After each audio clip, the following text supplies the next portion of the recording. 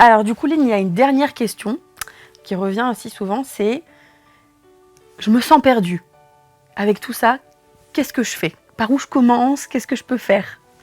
C'est une très bonne question. La première chose que j'ai envie de dire à des parents qui se sentent un peu perdus, c'est ne restez pas seul avec ça, parce que vous n'êtes pas seul. Tout le monde se sent perdu au début, on est tous passés par là, et que finalement on met en place des choses, il y a des trucs qui marchent, des choses qui ne marchent pas, et puis notre enfant grandit et de toute façon il va falloir ajuster. Donc ne restez pas seul, essayez de vous entourer de personnes. Donc nous, au niveau du projet APICA, on a proposé justement des groupes d'entraide, on a un site web d'information, on peut prendre contact avec le site et organiser un moment d'échange avec quelqu'un qui peut vous aider à identifier des prochains pas autour de l'utilisation de la communication alternative et augmentée. Donc vraiment, il y a beaucoup de choses qui existent. Il y a aussi plein de formations qui existent pour permettre d'aller plus loin, d'en apprendre plus sur la communication alternative et savoir comment l'utiliser au quotidien. Donc, et il y a vraiment une communauté très importante maintenant de familles, de professionnels qui utilisent la CAA et qui sont tout à fait prêts et disponibles et motivés pour vous soutenir. Donc, surtout, ne restez pas seuls et venez dans la communauté APICA pour qu'on puisse avancer ensemble. Et du coup, les formations dont tu parles, c'est aussi des formations qui sont accessibles aux parents, c'est ça?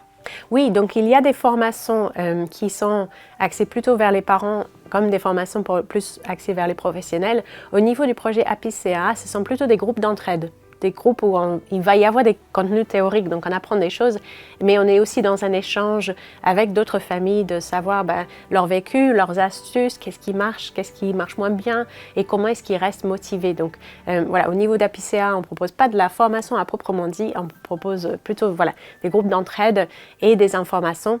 Et aussi, je pense ce qu'on peut se dire comme chose à garder en tête, c'est que on va y aller petit à petit.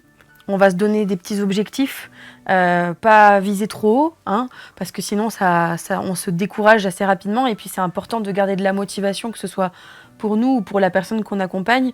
Si on se donne des petits objectifs, et ben on réussit plus souvent, donc ça nous motive. Et voilà, de ne pas voir tout de suite le haut de la montagne, mais voir les premières marches.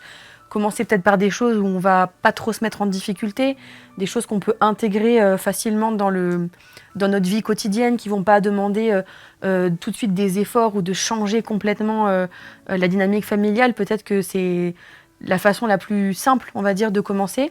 Et puis c'est vrai, je pense que trouver des professionnels qui sont formés, qui ont du temps, c'est quand même un facteur qui va favoriser, même si s'il n'y en a pas, ça ne va pas empêcher la mise en place de la CA, mais ça peut quand même aider, je pense.